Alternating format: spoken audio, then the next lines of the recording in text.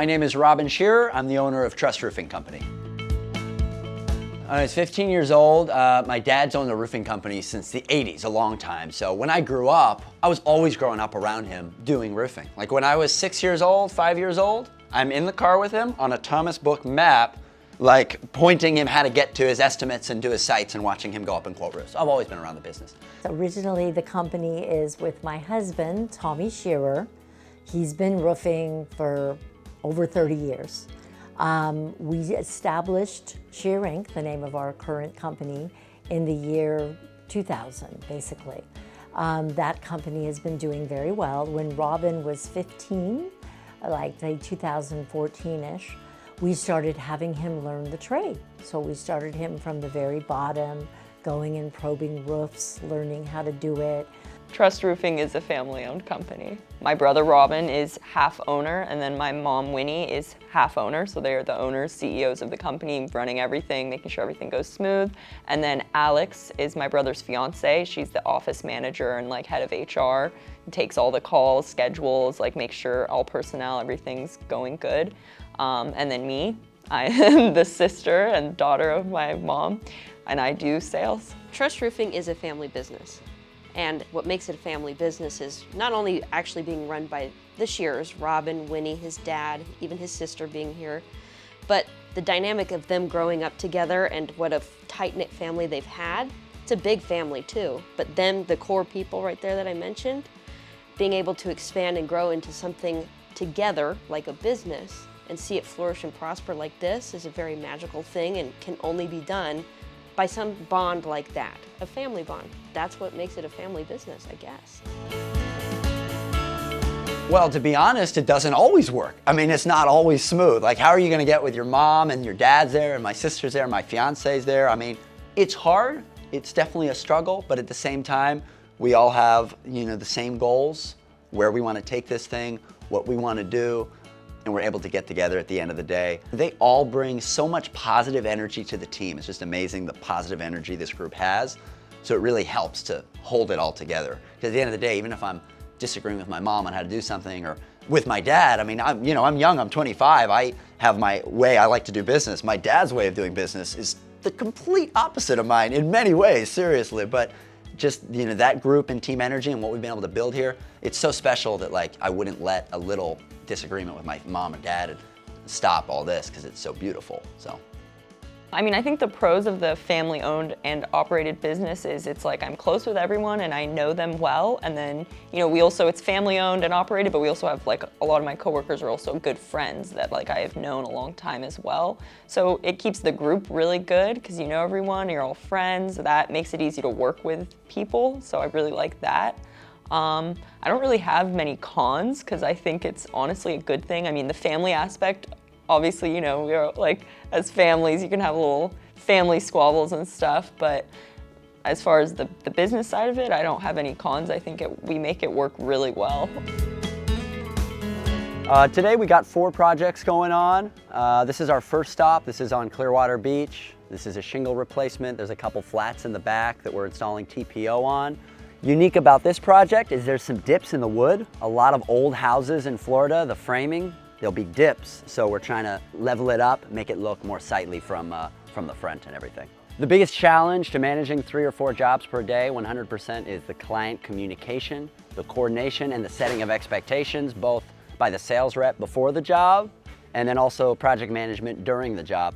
So this job in particular was actually made a little easier because it was a referral from another contractor I've been working with. So yeah, she just had the client she was working with here, and she herself happens to not really know much about roofing, so she called me and I shared with her what I thought going on. They had a couple issues they wanted to work out, so I basically came in and showed her what I could do to improve it, and I gave them an estimation of what the roof replacement would cost. We offer great warranties and all this stuff, and she was very happy to work with us. She had to convince her client a little bit, but we made it happen. Okay, we're in Clearwater Beach and we are installing a roof down the street. We're walking right now. Here in Florida, there's a lot of different systems that we install. I'd say by far the most common on homes is going to be your asphalt shingle roof. On residential homes, asphalt shingles are budget.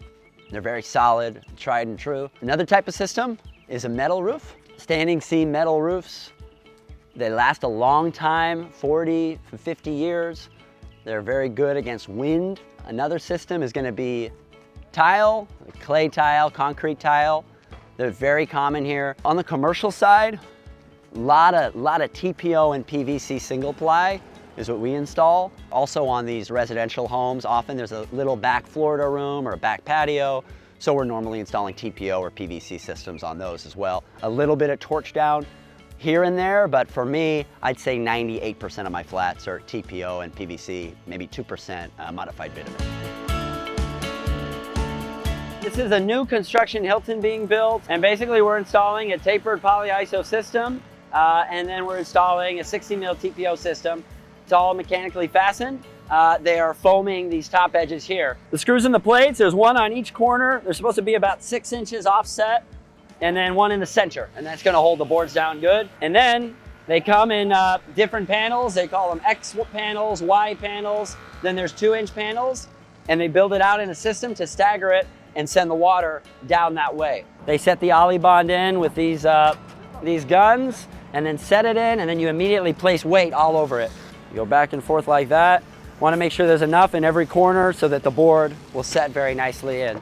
That's one thing I like about TPO is that a box like this, the material all will wrap up and around it, up and over it. He can glue it right to this so it's tight, and then he gets a seamless weld right to here. I like the details of it. Then these plumbing pipes and those electrical poles, we're gonna have the TPO wrap around it like a flashing, a boot. We like to be able to set a target and try to be able to squeeze tight so it can be secure in 2 areas. We heat our area up so it can go tight. Always make sure your area is clean. He fabricated a witch hat to watertight this pipe, which also comes with a clamp on the top, as you see. They're gonna be first installing a polyiso, a 1-inch polyiso board to the wall, and then they're gonna be gluing up directly to that and then over the wall. And at the end, we're installing a cleated and clipped coping metal system over the entire perimeter of this. So, and basically, I always had my sight set on, branching out, second location. I always thought maybe in Tampa or in Orlando. And basically, this hurricane hit in the Fort Myers area and Port Charlotte area really hard. So some of my guys came out here and we saw the damage. We saw the amount of work that needed to be done. We weren't talking about 2 weeks of work. We weren't talking about 2 months of work. We were talking about probably a year of work to rebuild people's homes who got ravaged by it. We weren't planning on doing it, but we decided to stretch ourselves and open up a second location in the area just to help take care of the homeowners and everything. That's what we've done. We have a branch manager here, sales manager, and production team. We're basically just getting started and making sure that every single homeowner, we try to deliver the product, same product we deliver back home that's made a name for us in Tampa, Clearwater. Initially, one thing we've always wanted to do is have this be a multi-branch company, right? We want to start other branches.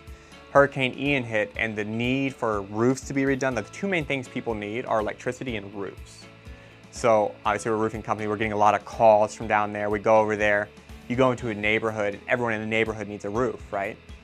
And a lot of people are coming from out of town, and what they're doing is they're raising prices too high or trying to take advantage of people because it's a disaster area. So one of the reasons we're down there is 1, we can help a lot of people. 2, it's a good opportunity to start new branches. There's gonna be plenty of work. 3, we're a Florida contractor, so people can have more trust with us. And we're keeping it at the same rates that you would get even if you're here in a non-disaster zone, So people are getting treated fairly, we're getting fair pricing, they're getting everything the same they would get from an actual company working down there, even if it wasn't a natural disaster. We're here in Cape Coral right now, a lot of damage out here, getting lots of roofs done.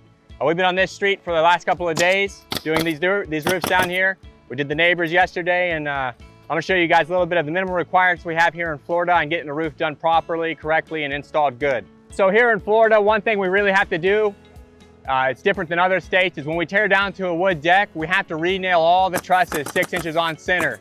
Ring shank nails, 6 inches all the way down every truss right here. Now this is really good. We do this, not a lot of guys do this. They'll go through with a peel and stick and they'll just like peel and stick down the valley, right? What we do is we use galva aluminum roll. They come in 50-foot rolls. We nail it down to the valley right here, and we do our roof cement about 4 inches all the way up and around the edges. That's a third layer of protection down the valleys because the valleys are going to get the most water when it rains. We use peel and stick underlayment. There's less nails, less cap nails on the peel and stick underlayment. Whenever we get on a roof, we replace all lead pipe flashings, 2-inch, 3-inch, 1.5-inch, as well as all the goosenecks on the roof with brand new galvalume or lead pipe flashing right here. And we actually do reef cement about 4 inches down all the drip edge, and we put our starter shingle on top of that. That way there's a second, because all your wind's gonna hit this edge right here, this eave. So we want a lot of stickiness right here to keep it from blowing up, extra wind resistance. So we moved here in August of 2019, and I helped Robin get his license. Did very well. As a funny story, right when he got his license, he goes, "Oh my gosh, Mom, we've got COVID. What in the world are we gonna do?" Because we had this whole, we like to do trade shows and very successful with marketing. And I said, "It's okay, we'll do it the old-fashioned way." And then we started doing our first trade shows again in like 2021. They were very slow. And now we're actually able to do trade shows again. We're out here at Tampa Bay Convention Center. We're doing our booth here. We got it focused on commercial roofing, on flat roofing, because that's what most condos and HOAs have on them. And our whole goal is just to start conversations with people and then find out if they need help with their roofs. And if they do, set up a time for an estimate. We've been doing these for a long time. My mom started in LA. One of the first ways she started to get big commercial jobs was going to these trade shows way back in like 2007, 2008. So, you know, she kind of found that, and we've been doing them ever since, and very workable and very cool. What I love about Trust Roofing is we quote any roof, any size, big or small, residential to large commercial roofs.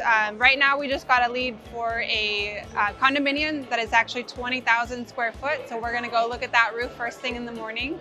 And we treat all of our customers the same. We pride ourselves in excellent customer service and also professionalism.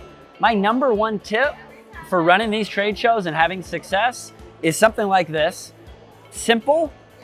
All it is a free estimate form just to fill out the information. And what we do is we just have this right out in front.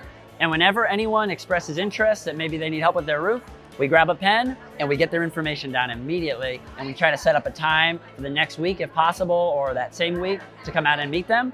But capturing those leads and then actually following up with them, you know, that's what it's all about. So. Number one, my successful actions in marketing. Robin this is a good thing with screen time.